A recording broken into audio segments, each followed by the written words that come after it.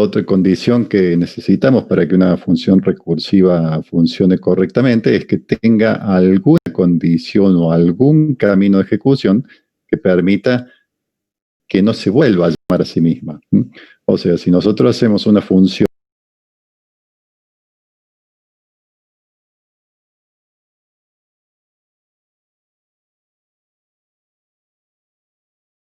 actualmente se va a terminar algo que se llama la pila de llamadas, que es la capacidad que tiene el lenguaje de manejar toda la cadena de llamadas que se produce y que está activa en todo momento mientras una función recursiva se ejecuta.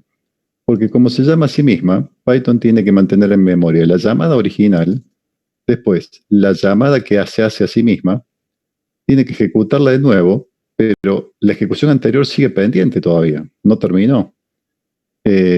Y se llama otra función, es decir, que como que se va creando una cadena de llamadas, la cual está toda en memoria, hasta que no suceda, por ejemplo, esto, que es la función complete esa ejecución sin llamarse a sí misma.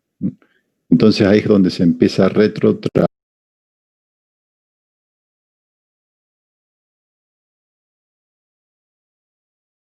de cuando lo usamos. O sea, tiene usos ya, lo usamos cuando tenemos una situación que no podemos resolver de una manera iterativa, que es la forma que estuvimos ejecutando programas todo el año. Iterativo, imagínate, lo más clásico, un for, un ciclo donde vos podés recorrer un vector en forma iterativa, también lo podés recorrer en forma recursiva. Obviamente que no conviene recorrer un vector en forma recursiva. Tiene usos puntuales, como por ejemplo recorrido de otras estructuras más complejas que van a ver en otras materias, como árboles. Ahí es donde tiene una aplicación muy práctica la recursividad, porque en un recorrido de árboles digamos, es muy costoso a nivel de procesamiento hacerlo de forma iterativa. Y el ejemplo más clásico del uso de recursividad es para el método de ordenamiento de Quicksort. Em, o el merge sort, pero donde más se nota la utilidad de recursividad es con el quicksort, que está en esta misma ficha explicado al final. Pero bueno, no nos vamos a meter con funciones más complicadas, vamos a la más fácil y más simple, que es esta, factorial. Factorial, como ustedes saben, el factorial de un número es ese número multiplicado por sus antecesores. Si yo quiero el factorial de 5, el resultado, ¿cómo lo calculo? Y haciendo 5 por 4, por 3, por 2, por 1.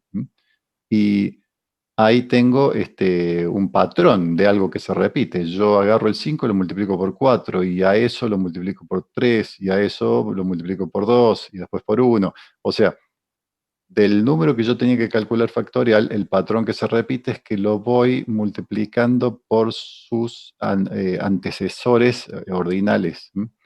Entonces, yo puedo justamente, eso lo puedo resolver en forma iterativa. Hago un for con step -1, y también lo calculo. O sea, factorial se puede hacer de las dos formas. Es más, conviene más hacerlo iterativo que recursivo. Pero este es el ejemplo más simple para entender cómo es esto de una función que se llama a sí misma. Este programita no hay nada que hacer, muestra simplemente, por ejemplo, las diversas formas que se les pueden presentar, que es que tengan una función que se llama a sí misma, ¿no es cierto? O sea que puede o terminar o llamarse a sí misma. La segunda, pueden tener llamada a otra función en cadena. Esta genera 2, porque para calcular, supongamos el 13, que sería el 1, 2, 3, 4, 5, 6, el séptimo número de la serie de Fibonacci, se calcula sumando el sexto y el quinto,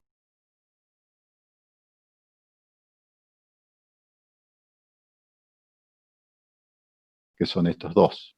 Ese es el quinto número y el sexto número de la serie. Sumando esos dos nos da el séptimo. Y ese patrón se repite. 8 más 13, 21. 21 más 13, 34. Entonces también puedo usar recursividad Solo que noten aquí como hay dos llamadas. O sea, cada vez que yo dispare esta función, si no se da la condición de corte, me va a disparar dos llamadas, ¿eh? Con lo cual se va multiplicando. Primero voy a tener, en el nivel siguiente voy a tener dos llamadas, después cuatro, después 8, después 16, y así hasta que se vayan resolviendo. Santiago, sí, hoy vamos a ver algo, o sea, no es que vas a aprender la librería, la vamos a tener que usar a la fuerza para poder hacer los fractales. La voy a explicar brevemente con el código ahí encima, nada más. Em, igual no es nada complicado, o sea, se complica más que nada el hecho de que tenés que dibujar con coordenadas y es todo prueba y error, o sea, probar es difícil justamente hacer figuras. Si vos tenés que hacer un dibujo, tenés que primero conocerte todas las coordenadas, pero no es lo que vamos a hacer hoy. En Parcial 5 entra todo el programa, Juan Ignacio. Parcial 5 es un cuestionario, similar a los cuestionarios que han venido haciendo. Entra todo el programa y con énfasis en las últimas fichas. Bueno, ¿ven la diferencia entonces entre factorial y Fibonacci? Esta, cada vez que la llaman, dispara una llamada de sí misma. En cambio, Fibonacci dispara dos llamadas de sí misma porque justamente es requerido para poder calcular el número de Fibonacci actual. Si acá me llega que me dicen, calcúlame el séptimo número, acá en n, ¿no? En n me llega un 7, es como que me están diciendo, calcúlame el séptimo número de la serie Fibonacci. ¿Cómo lo saco? Y fácil, es la suma del sexto y el quinto. Entonces, llamo a Fibonacci y le digo, calcúlame el sexto de Fibonacci y también calcúlame el quinto, que los necesito los dos para poder dar el resultado del séptimo. Y así es como lo voy armando. Lo que pasa es que esta función es la misma función, entonces si yo le pregunto, dame el sexto número de Fibonacci, y cuando se ejecute y entre un 6 acá, ¿qué va a hacer? Y va a venir acá y va a decir, dame Fibonacci del quinto y Fibonacci del cuarto, que tengo que contestar cuál es Fibonacci del sexto, o sea, el sexto número de la serie Fibonacci. Entonces dispara dos llamadas por cada uno. Después tenemos recursividad cruzada, como ven aquí. Este es muy tonto el ejercicio, les dice si un número es par o no.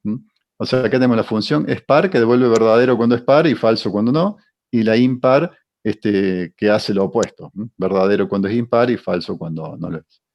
Y fíjense que una llama a la otra. O sea, es par si no llegó la condición de corte, que es que cuando le pasen un cero tiene que contestar, no, que el número, justamente miren, es par para el cero devuelve true y para es impar el cero devuelve false. Pero supongamos que siempre viene por acá. ¿Qué hace? Es par, es como que se lava las manos. Dice, che, te estoy preguntando si es par el número 8. Y en vez de calcularlo, fijarse, lo que hace es llamar a impar y le dice, che, ¿el 8 es impar? Porque entonces, eh, si es impar, le dice, no, el 8 no es impar, entonces es par sabe que el 8 es par. Trabalenguas, ¿eh? Pero es que como se van tirando la pelota una a la otra, hasta que a alguna de las dos les llega el cero, y a la que le llega el cero define si el número es par o impar, y lo que sea que dé true o false, se va transportando hacia atrás en toda la cadena de llamadas. Vamos a hacer una variación de esta, como para que se entienda bien qué es lo que sucede acá. Voy a hacer un programita. Este vendría a ser como una de prueba de factorial. Bueno, voy a tener que usar un valor global acá. A ver, vamos a arrancar con el 5. Pero esto lo necesito porque yo aquí voy a tener la función donde me quedo. No, está, me la voy a copiar, me la voy a traer para este lado. Porque no quiero importar el módulo este. Lo podría importar, pero no porque quiero que esté todo acá porque necesito no quiero alterar los parámetros de la función y quiero que esta función pueda leer esta variable. Y no quiero pasársela por parámetro ahora porque no les quiero alterar cómo es la función factorial recursiva. La quiero dejar tal cual está. Entonces, para evitar eso, quiero decir, la voy a modificar agregándole mensajes. Lo que decía es que no quiero agregarle parámetros. Bueno, y acá vamos a hacer una prueba sencilla nomás. Donde, miren, vamos a imprimir print factorial de un número.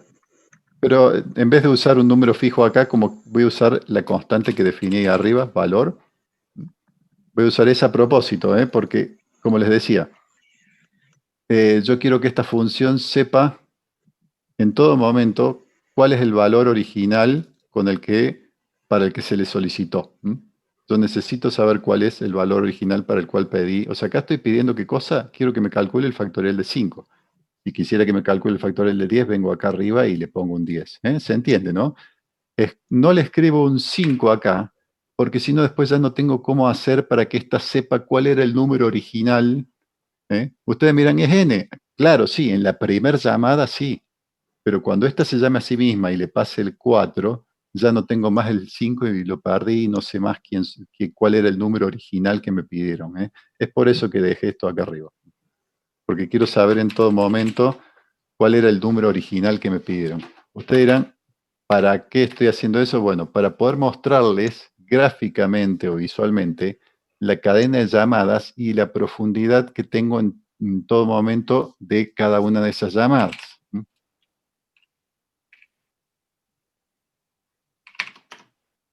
Denme un segundito, completo acá.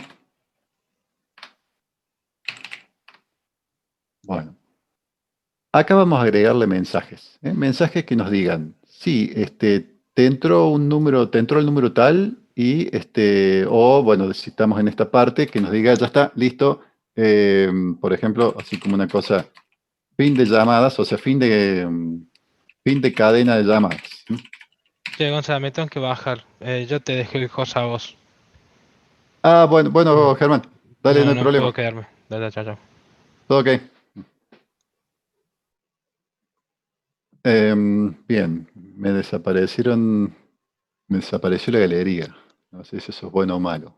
La veía recién, no la veo. Bueno, ustedes me siguen escuchando y viendo la pantalla, supongo. La reunión está vigente.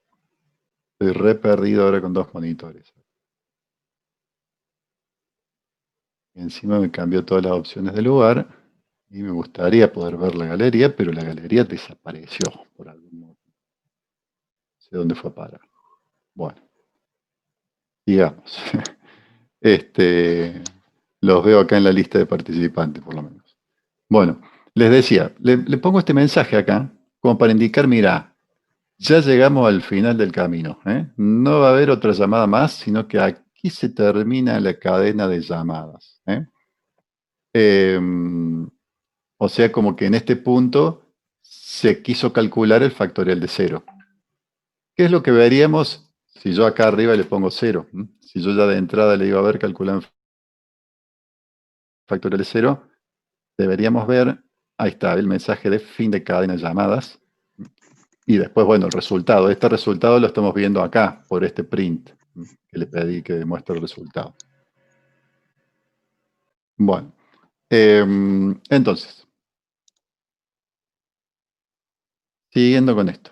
¿Qué otro print le podríamos agregar? Bueno, acá agreguémosle un print que me diga cuál es la llamada que estoy haciendo. O sea, estás llamando, estoy pasando un 3, estoy pasando un 4, ¿en qué lugar voy? O sea, acá le voy a encajar un print que me diga eh, cuál de estas, o sea, qué es lo que estoy por hacer, qué valores estoy por pasar acá, en ese return. Obviamente, yo acá le digo, devuélveme esto, pero para poder devolver esto, n lo sabe, llega por parámetro, pero no puede contestar enseguida, porque tiene una llamada a sí misma, tiene que resolver primero esta llamada para poder resolver todo lo que está en el return. Y ahí es donde se produce la cadena de llamadas. Bueno, vamos a ver qué es lo que devolver. Acá estamos pasando n, eh, n y ese n va a estar multiplicado por factorial de, y acá le ponemos el n-1. Entonces es como una prueba de escritorio, solo que con prints. Me va mostrando. Entonces, acá puedo hacer esto y miren cómo fue el cálculo de factorial de 5. Lo que se hizo fue, obviamente, dio falso esto. Dio falso, yo le pasé un 5. Recuerden, acá entra un 5, que es lo que le estoy pasando acá con la constante de valor. Si acá entró un 5, esto dio falso, vino para el else. Y acá me imprimió que justamente, ¿qué estás por hacer? Y estoy por hacer, ¿cómo saco? ¿Cuánto es el factorial de 5? Y el factorial de 5 es 5 multiplicado por el factorial de 4. ¿Por qué? Porque el factorial de 4 justamente es 4 por 3 por 2 por 1. Entonces ahí está el patrón que se repite. Y después en la llamada siguiente, cuando acá entró un 4, ¿por qué entró un 4? ¿Y por qué hice una llamada acá? Acá esto valía 5 originalmente. Y acá yo le digo, devuélveme cuánto es 5 por factorial de 5 menos 1, o sea, 4. Entonces, eso es lo que hice, hacer una llamada de 5 por factorial de 4. Entonces, en esa segunda llamada entró un 4 acá arriba en el n. 4 distinto de 0, vino para el falso. ¿Y qué se hizo? 4 por factorial de 3, que es el renglón que tienen aquí. Y así sucesivamente, y después se hace la productoria de todo eso. Entonces, de ahí es donde sale este 120, que es el resultado. Y este mensaje sale por haber dado verdadero aquí. Al momento ven que aquí en la penúltima llamada es 1 por factorial de 0. Y bueno, si le pasé el 0, dio verdadero acá. Y entonces salió este cartel. Bueno, para que se entienda mejor todavía esto, vamos a agregarle un poco más. Vamos a agregarle algo más. Vamos a agregarle alguna especie de línea que me indique quién llamó a quién. Porque acá parece que estuvieran todos al mismo nivel y no están al mismo nivel.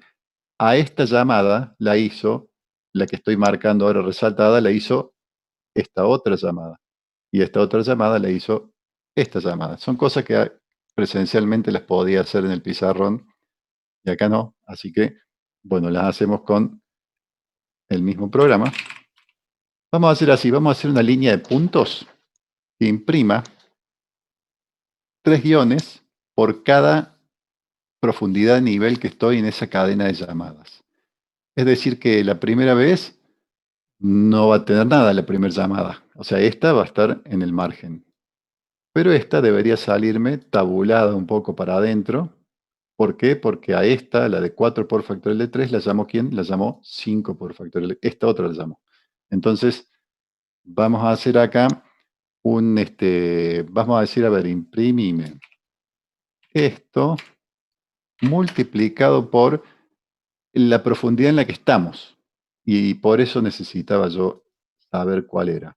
Porque si acá esto, n, es igual a valor, quiere decir que es la primera llamada, la llamada original. Entonces vamos a hacerla así. Que me imprima tantos guiones como multiplicado por valor menos n. De esa manera, nosotros sabemos, y acá con el end le quito el enter, cosa que estos guiones me los imprima delante de esto. Por eso le puse end igual a comilla, comilla, para que no me haga el enter.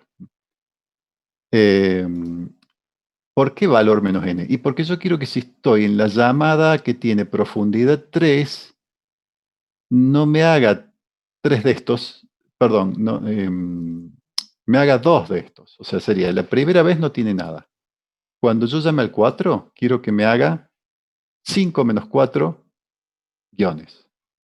Cuando esté acá, quiero que me haga 5 menos 3 guiones. Pero cuando lo vean visualmente va a quedar claro. Y acá vamos a hacer lo mismo.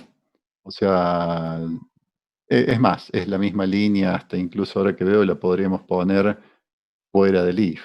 Ahora que estoy viendo, la podríamos poner fuera del if, porque me va a quedar la misma línea. Sí, sí, sí, sí, me queda Tal cual, me queda la misma línea, así que si recuerden, si ustedes tienen una línea que está en el verdadero y en el falso de un if, quiere decir que la podríamos haber puesto fuera del if.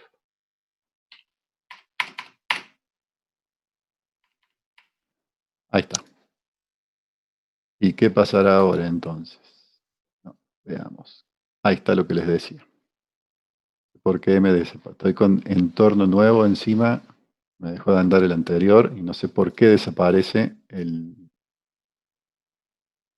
desaparecen el botón de ejecutar. Bueno, les decía, ven abajo en la cadena de llamadas, la primera llamada no tiene guiones. La segunda, ¿por qué tiene guiones? Tiene una terna, ¿no es cierto? Que es lo que imprimí acá yo. ¿Por qué? Y porque está haciendo 5 menos 4. Aquí. Después está haciendo 5 menos 3. Por eso imprimió, este, por eso imprimió 6 guiones. O sea, lo podría haber hecho así, nada más que no se nota tanto la cadena de llamadas. Ven, queda medio más cortito. Por eso le puse 3 guiones, para que se esparza más. Entonces, esta la llamo esta. Y a su vez esta llamo esta. Y esta llamo esta otra. Y así, y todo esto que ustedes ven acá está en memoria al mismo tiempo. ¿Mm? ¿Hasta cuándo? Hasta que se resuelva la función sin hacer una nueva llamada a sí misma. Ahí es donde se da por terminada la función. Si no, todas estas todavía no terminaron de ejecutarse. Se están todas ejecutando, esperando que alguna de las instancias de llamada que hay acá diga, listo, basta, no me llamo a mí mismo, te devuelvo algo concreto. ¿Mm? Entonces, esta devuelve un 1, porque el 1 lo tengo como resultado de factorial de 0. ¿Pero para qué? Para que haga 1 por 1. O sea, ¿cuál es el resultado de factorial de 0? 1. Entonces aquí va a ser 1 por este 1. Y todo esto entonces el resultado va a ser 1. Entonces factorial de 1 es 1. Y se va a multiplicar por este 2. Entonces el resultado de todo esto es 2. Y entonces, si esto daba 2, 2 por 3, 6.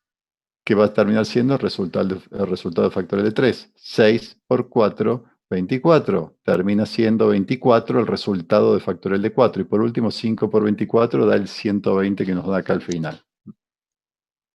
Así que bueno, este, ahí tiene como una explicación de cómo funciona internamente las llamadas recursivas. ¿Eh? Siempre le pueden hacer algún truquito como para ir rastreando quién llamó a quién.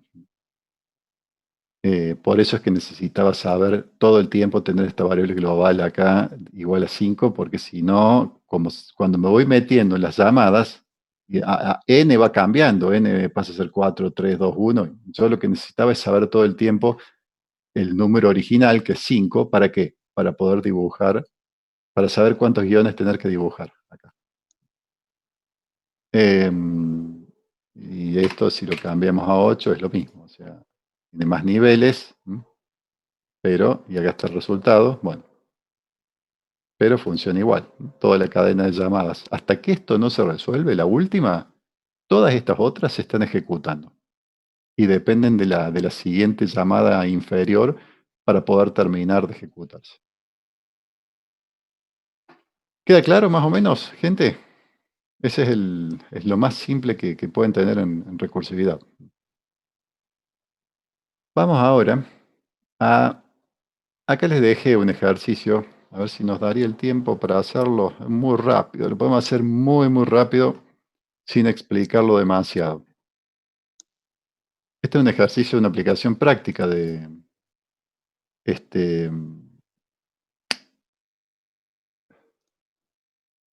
no me di cuenta de hacer esto antes de... Ahí está, antes de empezar la clase. Les decía, un ejercicio que simula el siguiente experimento. Hay una rata en una jaula, tiene 3 caminos. Tiene que elige al azar, ¿no? O sea, tiene 3 caminos a seguir. Y acá tiene las condiciones. Si elige el camino 1, en 3 minutos vuelve a la jaula. Es como que tiene 3 puertitas, pero las 3 puertitas esas Solo una tiene una salida y las otras te mandan de vuelta a la jaula. Entonces, si elige el camino 1, después de 3 minutos vuelve a la jaula. Si elige el camino 2, en 5 minutos vuelve a la jaula. Y si elige el 3, después de 7 minutos sale de la jaula.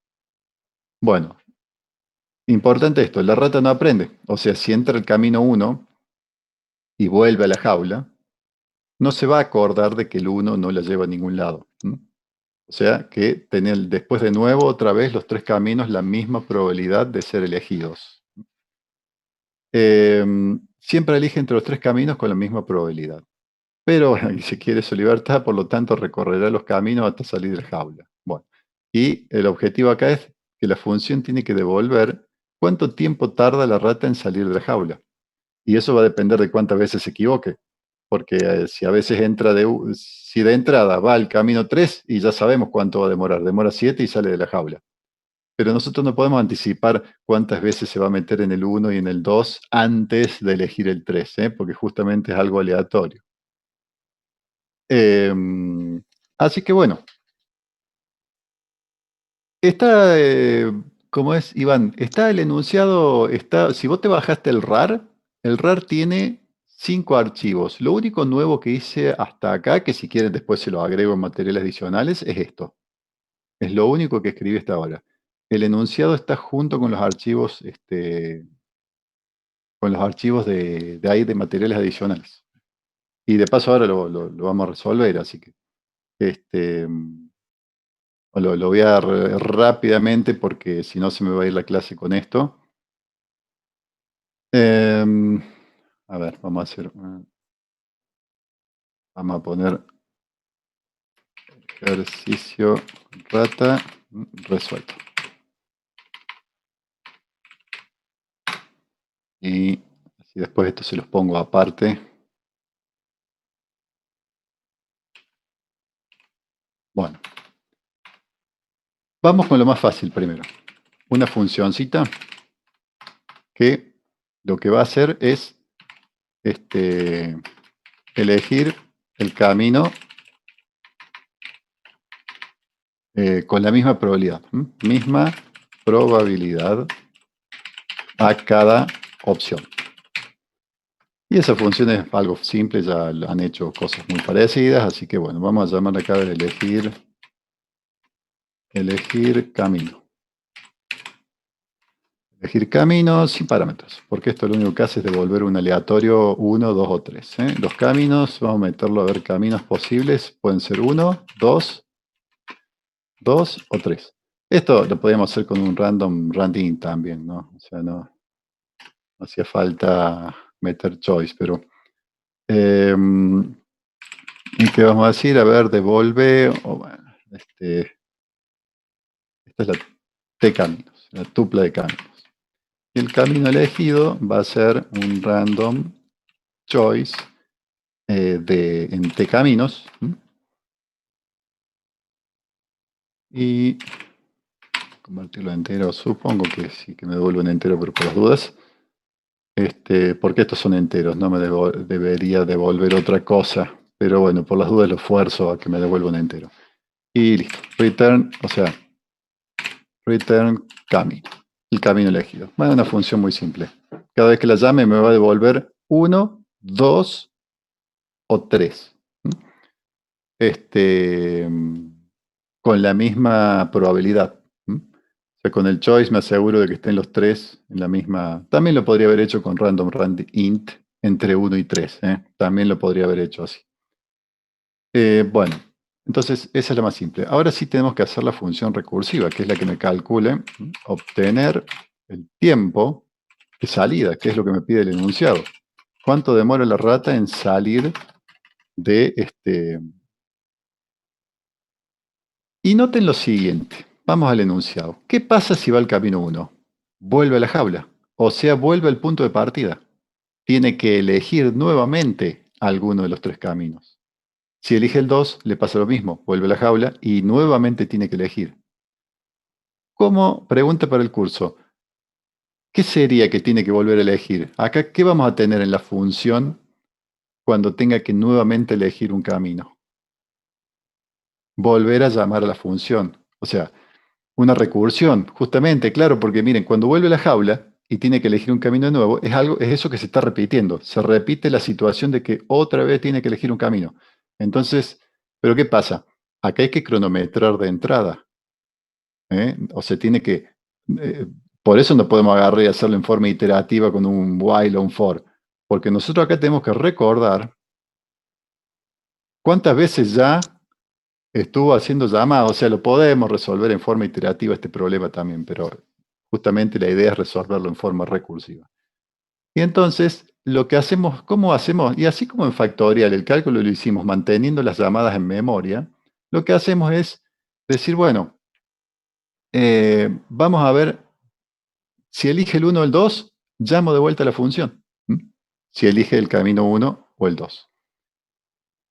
Bueno, entonces, vamos a hacer, a ver, camino igual a elegir camino. Así ya tengo el valor aleatorio ahí. Bueno, y preguntamos, if camino, o sea, el camino aleatorio que me sale aleatorio. Si la rata elige el 1, sonamos, no va a salir. No sale, o sea que implica llamar nuevamente esta función. Pero ¿qué pasa? Se gastó 3 minutos. O sea, eligió el 1. Sabemos que va a volver a la jaula y que va a haber que volver a llamar esta función.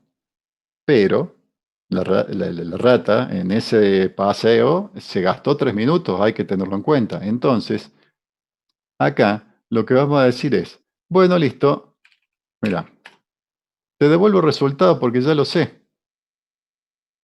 ¿Cuánto es el resultado? ¿Cuánto demoró la rata en salir? Y demoró los 3 minutos que ya se gastó, más lo que demore de ahora en más. ¿Que quién me lo dice? La misma función que estoy desarrollando ahora. ¿Eh? Entonces, ¿qué pasa en cambio si elige el otro camino? Si elige el camino 2, ¿cuánto tiempo se gasta en recorrer el camino 2? Y en el camino 2 pierde 5 minutos. Entonces, si elige el camino 2, nosotros podemos decir, ah, listo, ya sé cuánto demora la rata. Eligió el camino 2, demora 5 minutos más lo que le falte todavía para salir, que vaya a saber cuánto sea. ¿Y eso quién me lo dice? Y llamo a la función. Y entonces cada vez que elija el 1 y el 2, va a ir estas llamadas recursivas se van a ir apilando, como se apilaron acá. Y se va a ir acumulando o 5 o 3 minutos por cada una de esas llamadas. En cambio, bueno, acá tenemos la última opción. ¿Qué pasa si me elige el camino 3? Bueno, no hace falta que le ponga el if, porque acá las opciones son 1, 2 o 3, así que acá ya le dejo un else. En el else es muy simple. Si elige el camino 3, que vendría a ser este, en el else, ya sabemos exactamente cuánto es. No hace falta que yo le diga return 7 minutos más lo que... No, ya salió. Es un return 7. Entonces aquí tenemos una función recursiva que cumple con las dos cosas que tiene que cumplir una función recursiva. Tiene llamadas a sí misma adentro, una o más llamadas a sí misma, y tiene una vía o un camino en el cual no se llama a sí misma, para que algún día termine. Porque si no, si nosotros no le ponemos la condición de corte, estas cadenas se hacen infinitas y nos termina reventando el stack o pila de llamadas. Y simplemente Python falla. O sea, me da un error. Me dicen demasiadas llamadas recursivas anidadas o algo así, me dice.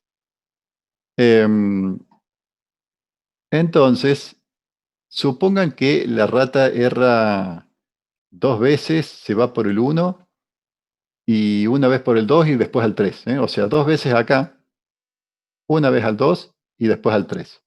¿Cuántos minutos serían? Y sería, si fue 2 veces al 1, ya acumula 6 por los 2 paseos que hizo en el 1. Si después va al 2, acumula otros 5, van 11, más los 7 y serían 18. 18. Acá también le podemos poner algunos prints de control, como para saber qué está pasando. A ver, print, camino 1.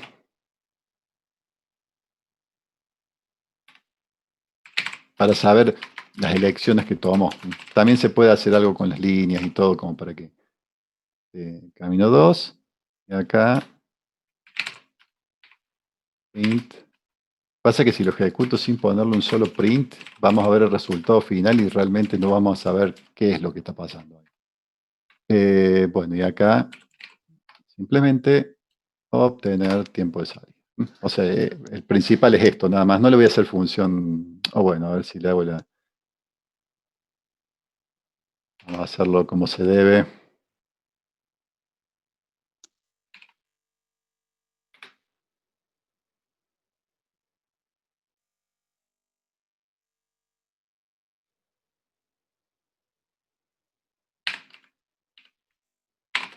Ahí está.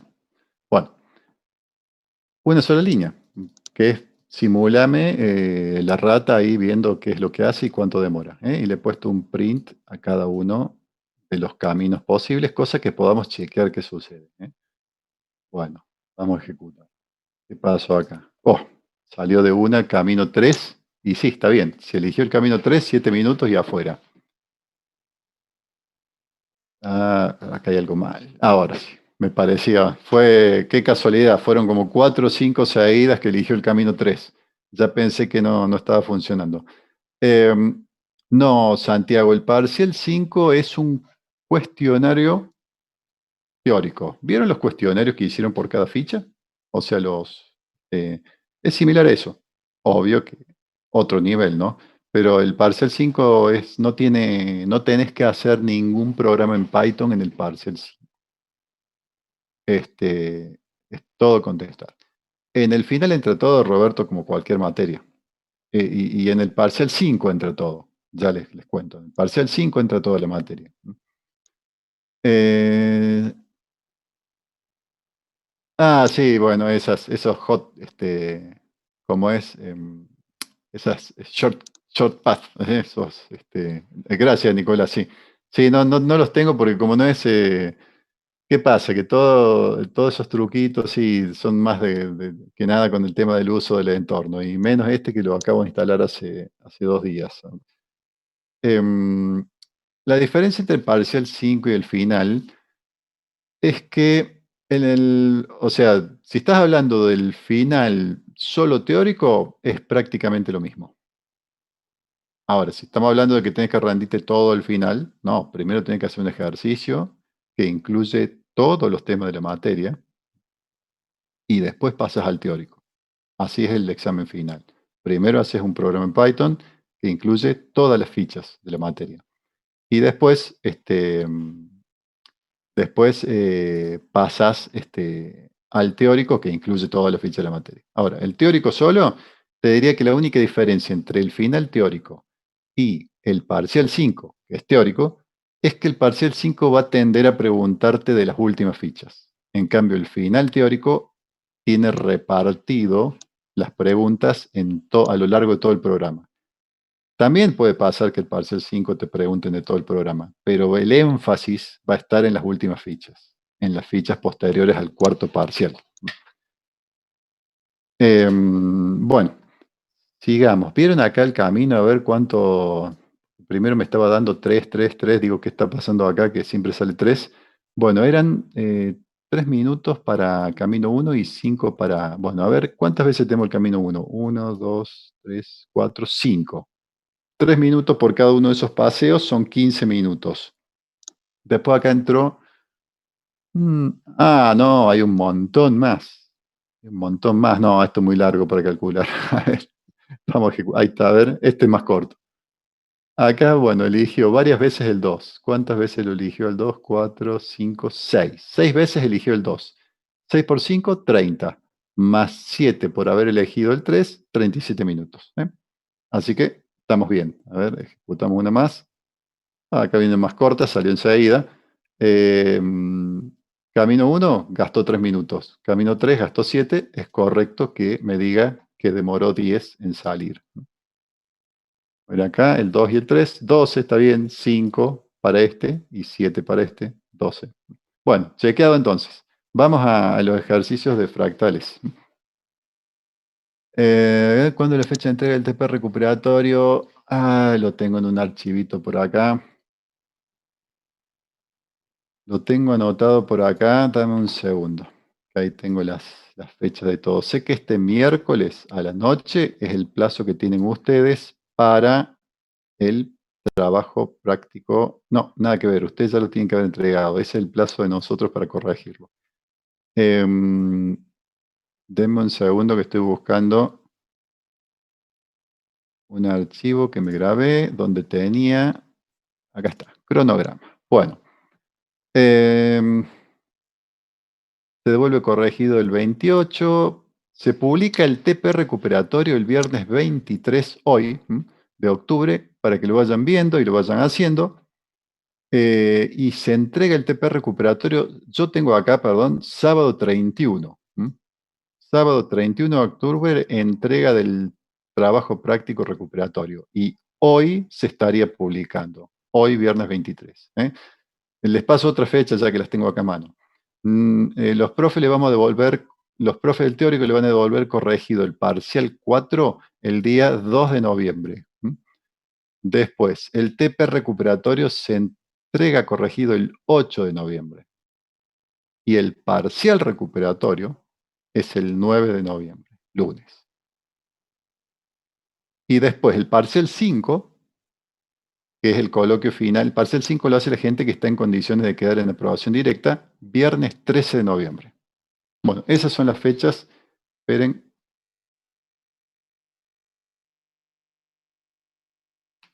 Se los dejo acá, si el que quiera. No sé si pueden copiar de acá, pero bueno, ahí les puse en el chat lo que tengo acá en el archivito del cronograma. Bueno, sigamos entonces. Listo con la rata. Después se lo subo a este. Listo con la prueba del factorial. Y vamos primero. El ejercicio que ustedes tienen en la ficha es este, que dibuja esta pirámide que tiene 4 llamadas. Yo acá les agregué 2 simplificaciones de eso. Las simplificaciones que les agregué, uno es este, prueba torre. Vamos a ir viendo el código, tengo que hacer un mini repaso antes de... Este dibuja de círculos, pero igual veamos cómo hace todo eso. El objetivo de esto, les recuerdo, no es aprender a dibujar, es ver cómo se aplicó la recursividad para hacer estos dibujos. Pero obviamente necesitamos saber cuáles son las sentencias que dibujan y cómo se va armando. Así que vamos acá a al render, que es la función que más nos importa acá. Para poder dibujar necesitamos esta librería, este módulo, tkinter. Es la que tiene los objetos necesarios para hacer esas ventanas gráficas que vieron recién. Bueno, ¿esto les parece familiar? ¿A qué les hace acordar eso? Eso de poner una función y paréntesis vacíos. ¿A qué cosa se asemeja? Les estoy preguntando. ¿A qué cosa que hemos hecho un montón de veces en las últimas clases se asemeja? Está bien, acá no tiene parámetros, pero hagan de cuenta que si tuviese un par de parámetros. ¿En qué lugar vieron una cosa así? Variable igual a esto. Eh, no, los open no. Más bien clases. Ahí está, Catalina, eso. Cuando nosotros queremos crear una variable de tipo registro, nosotros invocábamos el nombre de la clase. Lo que pasa es que tenía parámetros porque a todas le hicimos su función init. Pero yo lo mostré en una clase que si no tuviésemos la función init, habría que invocarlo con los paréntesis vacíos, si no hubiésemos hecho la función init, para crear una variable de tipo registro. Supongamos una variable tipo alumno. Había que poner A y A1 igual a alumno, paréntesis vacíos. Bueno, vieron que yo les dije que en esta materia le llamamos variables de tipo registro. Y en otra materia el año que viene ustedes le van a decir objetos a eso. Bueno, aquí me veo forzado a usar el término y decir estoy creando un objeto de tipo TK. Eso es lo que estoy haciendo acá. Root es una variable. Y estoy creando una variable ¿de qué tipo? De tipo TK, que es un objeto para graficar. ¿Y dónde está ese objeto? Metido acá adentro en la tkinter.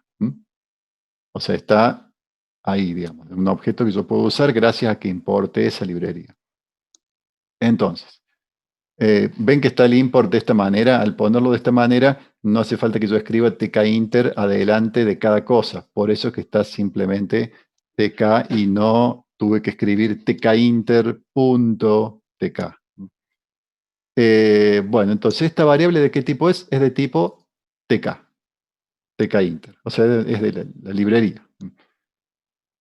Una vez que creamos una variable de este tipo, pasa a tener métodos.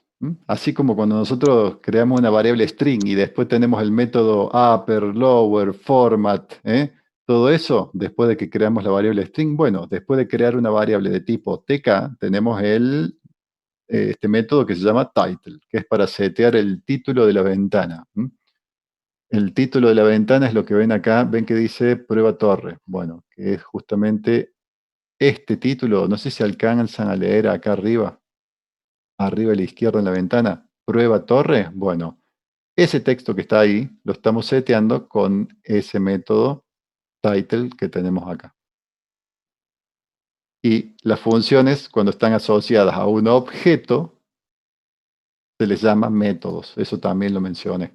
Es terminología de programación orientada a objetos. TK es la clase y root es un objeto de tipo TK. Y como objeto tiene métodos o funciones. Entre ellas, title. ¿Qué hace title? Setea el título. Bueno.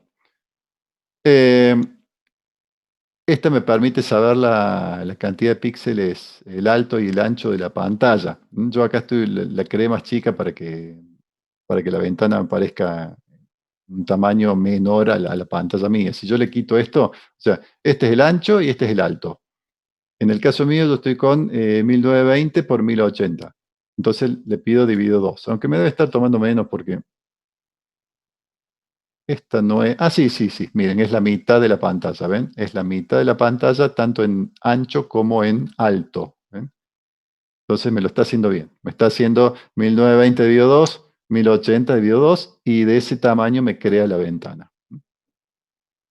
Bueno, entonces, acá no está creando la ventana todavía, sino que está seteando de cuánto va a ser la ventana. Y yo en vez de usar el 1920, uso 1920 dividido 2. En vez de usar un alto de 1080 píxeles, uso 1080 dividido 2.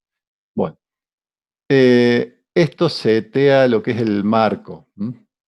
¿Y dónde va a aparecer? ¿Ven este 00? Por eso me está apareciendo arriba a la izquierda. Si yo quisiera que apareciera un poco más al medio, centrado, yo podría decirle... bueno, le puedo tirar un número fijo. Decía, hacerlo en 200, 200, va a aparecer un poco más abajo. Cuando yo ejecute, miren, va a aparecer la ventana. ¿Ven que apareció acá? Antes estaba apareciendo ahí. Ese 00 es a partir de donde quieren que se las dibuje. Y como le puse 200, 200, la hizo acá. Esas coordenadas no funcionan como un cartesiano de matemática. O sea, acá arriba a la izquierda tenemos el 00. Y después el eje X sí es el eje horizontal, eso sí, crece de izquierda a derecha. Pero el eje Y vendría a ser de acá desde el extremo superior izquierdo hacia abajo, siendo que cero es lo de arriba y de ahí a partir de ahí crece. O sea, a diferencia del cartesiano que estaríamos en la parte negativa del eje Y, si fuera un cartesiano. Em, en cambio aquí no, es cero cero acá arriba. Y de ahí, a medida que me muevo a la derecha, el X va creciendo. Y si me muevo hacia abajo, el I la coordenada I va creciendo.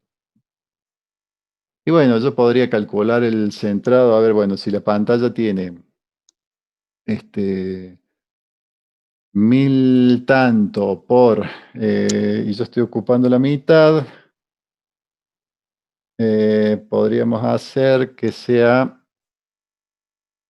la coordenada de arranque, o sea, el ini de X sea igual a, tendría que hacer el ancho de la pantalla menos el menos lo que le puse de ancho de ventana, esto dividido 2.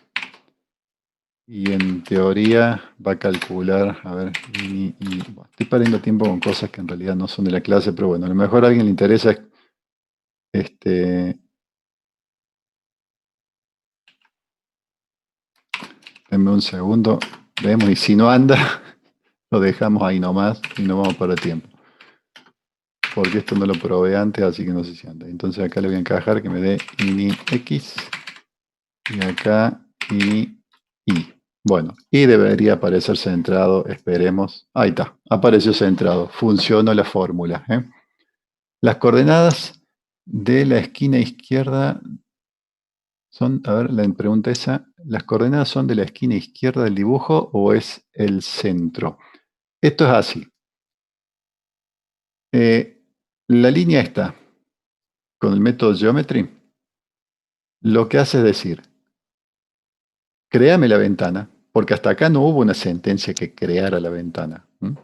Hasta acá eran métodos que te dicen cuánto mide el monitor, cuántos píxeles tiene el monitor de ancho, cuánto tiene de alto, la resolución actual de la pantalla, más que los píxeles físicos del monitor, no, la configuración actual de Windows sería.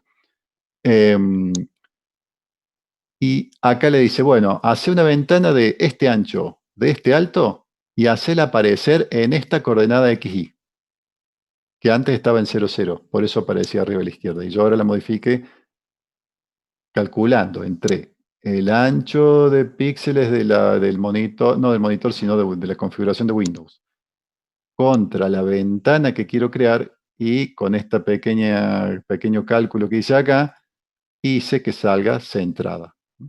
Que ahora en vez de aparecerte acá arriba, que acá sería 0, 0, o antes que era 200, 200, apareció por acá, ahora aparece centrada. Bueno, y hasta es eso nada más, todavía no dibujamos nada. Vamos a ver quién es el que dibuja.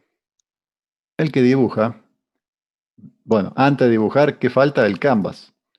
Porque todo esto era para dibujar, para crear la ventana. La ventana. Pero la ventana es el marco de la ventana. Es como que vos querés pintar, tenés el marco, pero no tenés el lienzo, que justamente la traducción de canvas es lienzo. ¿Vieron cómo algunos marcos, viste, les ponen una tela y la estiran, y después el artista pinta sobre la tela? Esa es una forma, un estilo de... bueno, la tela esa que se estira arriba del marco vendría a ser el lienzo. Es como que nosotros con esta sentencia solo tenemos el marco y nos falta el lienzo para dibujar. Y el lienzo lo creamos con este objeto. Miren cómo acá está llamando a otra clase. Ese canvas es otra clase. ¿Ven que está en mayúscula de paso? ¿Notaron que TK estaba en mayúscula? La T estaba en mayúscula. Y acá en Canvas, la C está en mayúscula. Y nosotros siempre le estuvimos diciendo, las variables registro, las clases, digo, las clases pónganlas con mayúscula. Bueno, porque así se estila. Entonces, miren, esto, Canvas, no es lo mismo que este. Esta es la clase y este es el objeto. Por ahí confunde un poco, tendría que llamarse C1 en vez de Canvas, cosa que no se prestara duda.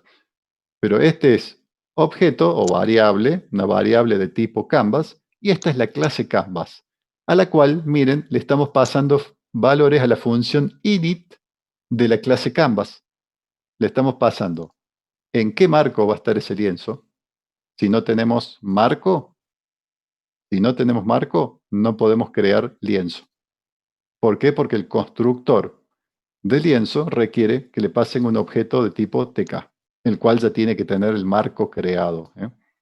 Y los otros valores que le paso, ven, son parámetros por nombre, acá. El ancho y el alto del lienzo. A ver, esta pregunta del tamaño del canvas puede ser distinta. Sí, sí puede ser más chico, me imagino, y yo no he probado hacerlo más grande. A ver qué pasa, Jennifer. Supongo que no pasa nada si lo hace más grande, pero no te debe poder dibujar de fuera del marco. Aunque para mí lo correcto sería que chequeara que el lienzo no sea más grande que el marco. Y que sea más chico me parece que no habría ningún problema. ¿Sabes por qué puede ser distinto? Ya que vamos a tu pregunta, no lo he probado yo personalmente, pero ¿por qué me imagino que sí pueden ser distintos? Porque si no, no estarían de parámetro. Si uno estuviera obligado a que el canvas tuviese el mismo tamaño que el marco, la clase canvas te recibiría de parámetro solamente root y nada más. Y no te permitiría que le pases el ancho y el alto. Lo que me imagino es que esto es porque vos podés meter varios canvas en el mismo marco. Vos podés hacer, suponete, tenés un marco de 1000 por 500 y me imagino que podés meterle 4 canvas o 4 lienzos que sean de 500 por 250, porque entran los 4 ahí, me imagino. Bueno, en fin, es cuestión de experimentar. Con esto como les decía, la clase no se trata de los objetos gráficos, sino de cómo usamos recursividad para hacer los dibujos. Bueno, este R que está acá, este R es lo que va a definir cuántos círculos vamos a dibujar. Eh, o sea, hasta qué tamaño no cuántos vamos a dibujar, sino hasta qué tamaño del radio de esos círculos vamos a dibujar.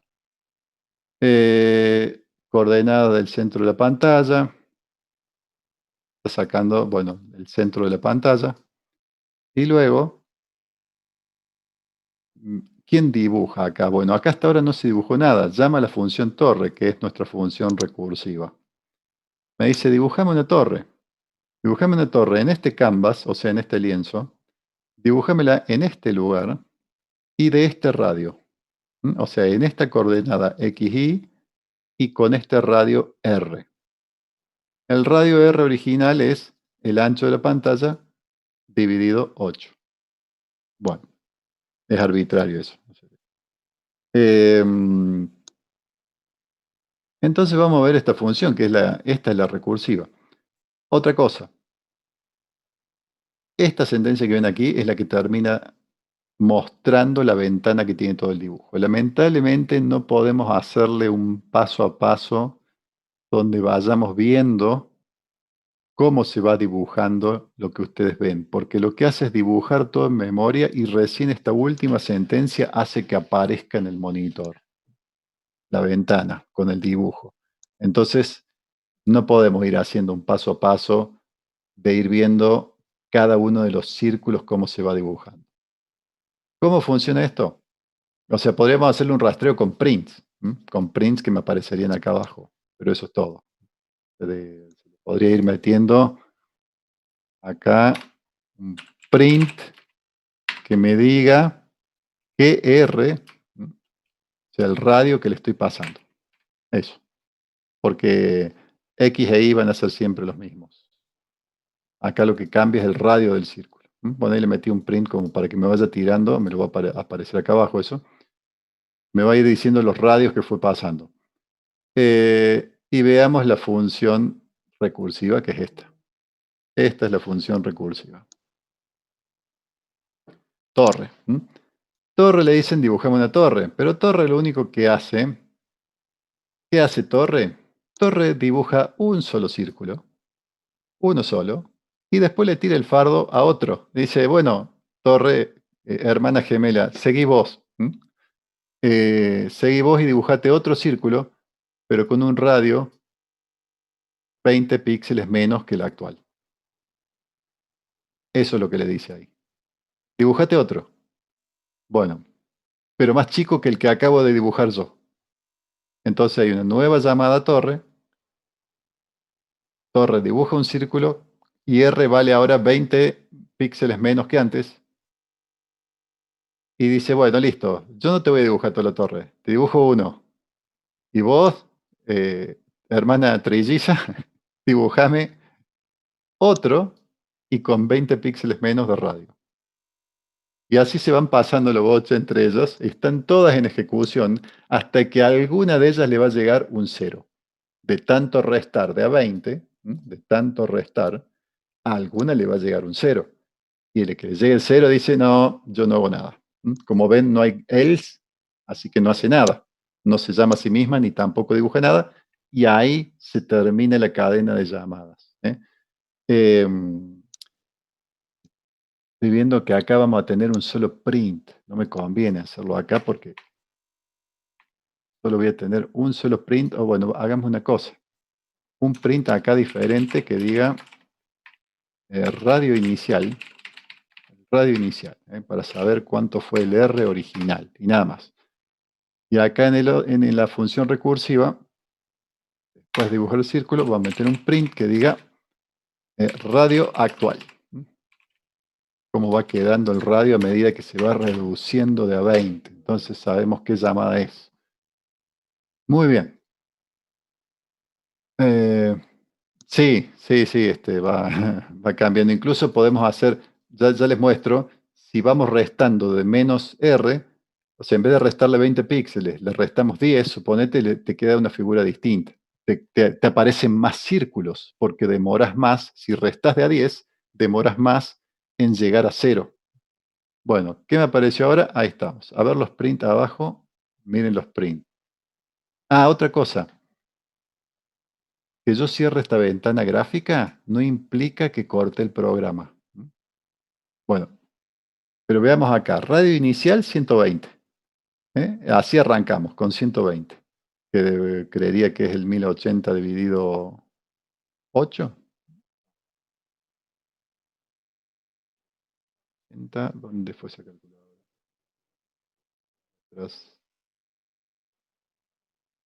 Perno esto con dos monitores. Está dividido 8. No, no es 120. Entonces, ¿por qué dio 120? Está tomando otro. Está tomando 960 de ancho. Ah, está bien, está bien, está bien. Es la mitad. Claro, el ancho es 1920. Está bien, sí, es correcto. Está tomando 960, que es la mitad de la pantalla de la resolución actual. Bueno, ¿y ven cómo va reduciendo el radio? Entonces, este de afuera que no se alcanza a ver, el de afuera es el de 120. Después este otro es el de 100, el de 80, 60, 40, 20. Y yo agarro y le digo, así me terminó el programa. Bueno, curioso. En otros entornos no lo hace. O sea, sigue ejecutándose y lo tengo que cortar yo. Bien. Entonces, si en vez de 10, en vez de 20, le voy restando de a 10, debería dibujarme más círculos. Ahí está, ¿ven? Tenemos más círculos y miren el trace acá, cómo va restando, va dibujando. Bueno, y acá en recursividad hay un concepto que es el preorden y el postorden y el entreorden. Bueno, miren acá cómo está. Acá dibuja primero y llama después. Entonces, arranca dibujando primero el círculo más grande. A ver, se pregunta, ¿los radios dependen de cada computadora o tendrían que ser todos los valores iguales? Bueno, no, depende de la resolución de tu pantalla, Guadalupe. Sí, yo acá estoy con 1920 por 1080. Esa es la pantalla. Y a la ventana le hice de la mitad de eso. 960 por 540. Y dentro de ese espacio es que estoy dibujando. O sea, de cada computadora. Dependen de la resolución que tengas en tu pantalla. De eso depende. Cómo se va a ver. Porque acá los números van a ser los mismos. O sea, quiero decir, no, perdón, porque depende del... Me rectifico. Acá el radio inicial no tiene un número fijo. Sale del ancho, de la mitad del ancho de la pantalla. Aplicación práctica, bueno, perdón, termino el concepto. Depende de mi resolución, ¿ven? El radio inicial, ese 120, depende de la pantalla como la estoy viendo ahora. Entonces sí te pueden cambiar estos números, Guadalupe. Porque yo arranqué con 120, pero porque estoy con ancho de pantalla 960. Si estuviese con otro ancho de pantalla, acá hubiera dicho otro número. Está bien, está bien. Es correcto que te dé otra cosa. ¿Qué te da? A ver, escribime ahí qué número te da. ¿Qué número? El inicial. ¿Qué radio te da en el inicial, Guadalupe? 85. Bueno, eso quiere decir que vos estás trabajando con un ancho del marco de 680 es el ancho de tu ventana y la resolución de tu pantalla es 1360. Estás con un monitor HD. de 1360 por 768. Claro, porque están con un monitor HD, el HD tiene 1360 por 768. Entonces, como estuvimos, si quieren, quítenle, le pueden quitar este dividido 2 y trabajan a pantalla completa. Yo lo bajé a la mitad, pero también pueden ponerle aquí mismo fijo, en vez de que tome así, le pueden poner fijo 960 por 540. Y en ese caso les va a dar los mismos números que tengo yo. Bueno, a ver, que me quedaron unas preguntas. Los radios dependen de la computadora. Aplicación práctica, se pueden hacer dibujos complejos. Después en la ficha ahí tenés unos cuantos dibujos medio raros. Acá el único que empieza a ser raro es pirámide original, ¿ven? Siempre son dibujos que repiten patrones. Por acá tengo la ficha a mano. Mire, pueden hacer esos dibujos que ven acá, pueden ser hechos con fractales. Y hasta el ejemplo y había un par de dibujos más interesantes por acá abajo. Quedaron como estos. Miren estos patrones. Pero esto, como dice ahí, no son tan simples ya para dibujar. Pero ven, pueden hacer este tipo de gráficos utilizando recursividad y fractales. Bueno, volviendo a prueba torre. Se entendió acá que, miren, si yo invierto algo, acá yo estoy dibujando y luego haciendo la próxima llamada. ¿Qué pasaría si invierto eso? O sea, si agarro y digo, no, primero llamo y después dibujo.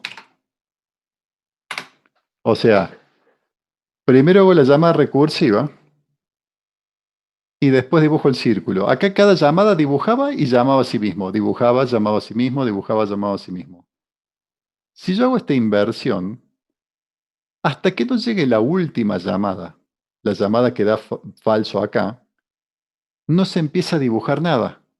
Entonces, claro, se empieza a dibujar de adentro hacia afuera y ¿sabes qué, Jennifer? No vas a ver nada porque el círculo grandote te va a tapar todo. Mira, lo ejecutamos y van a ver, perdón, ejecuté el anterior.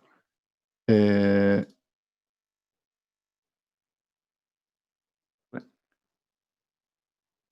¿Ven?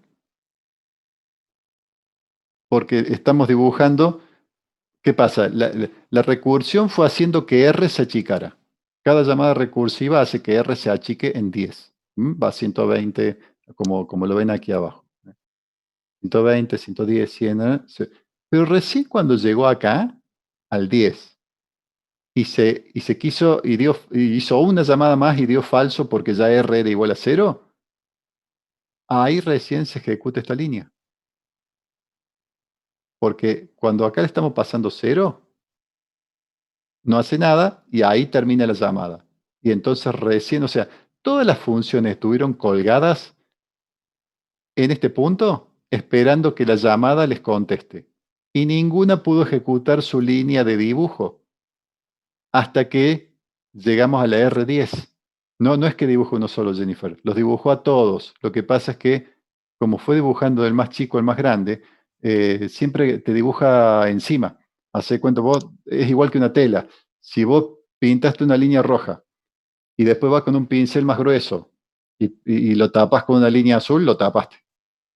O sea, es igual que si fuera físicamente. O sea, acá lo que vos, de acuerdo al orden en que dibujes, lo que vos vayas dibujando va pisando encima de lo que estaba. Entonces, es por eso que están todos dibujados. No los vemos porque el círculo grandote fue el último que se dibujó y nos tapó todo. Nos tapó todo ahí el círculo más grande. Está invertida la torre, está dada vuelta. ¿Y por qué sucede eso? Porque estoy haciendo digamos, una preorden porque estoy llamando antes de hacer algo. Hagan de cuenta que este print no está, porque no era parte de la función. En cambio acá, volvemos a la original. acá yo estoy haciendo post, o sea, post orden. ¿Qué hago? Llamo a la recursiva, pero yo ya hice lo que tenía que hacer. O sea, hice todo lo que tenía que hacer y me llamo a mí mismo. En cambio, al revés, es como que se hacen todas las llamadas y ¿quién es el que empieza a trabajar primero? La última llamada, o sea, la llamada anterior a que esto dé falso. O sea, ahí recién empieza a trabajar y a dibujar. Entonces dibuja de atrás para adelante, dibuja del chico al más grande y no del más grande al más chico. Y por eso que solo vemos el más grande. Hay un pirámide simplificado acá, que en realidad es lo mismo, nada más que con un rectángulo. Habría que retocarlo ahí para que, si quisieran que salga centrado, tenemos que hacer lo mismo que le hizo recién. Este, ya acá le habíamos modificado donde dibujaba. Acá necesitamos estas líneas.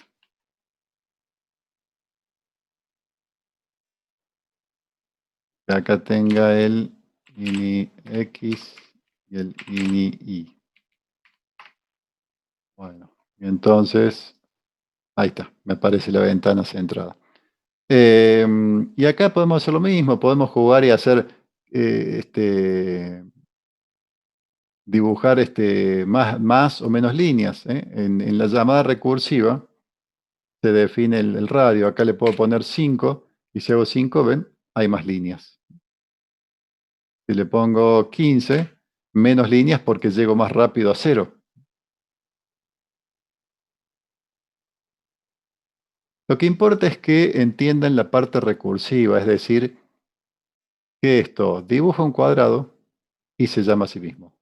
Y cuando se llama a sí mismo le dice, o sea, la función pirámide no hace todo el trabajo sola. La llaman y le dice, dibujame una pirámide en este lienzo, con este centro y con este radio. Bueno, no tiene radio, pero el ancho, digamos. O bueno, tantos píxeles del centro hasta el borde. Y la función dice, bueno, yo te dibujo un cuadrado y el resto que lo haga esta otra función. Le dice, vos dibujate uno, pero un poquito más chico. Y así se van haciendo, cada una resuelve una parte. Cada llamada a la función dibujó una de estas líneas que ustedes ven aquí que conforman la pirámide. Bueno, cada llamada fue, cada línea que ven, acá hay una línea afuera que no se ve, pero hay una acá afuera. Cada una de esas fue, era una llamada recursiva.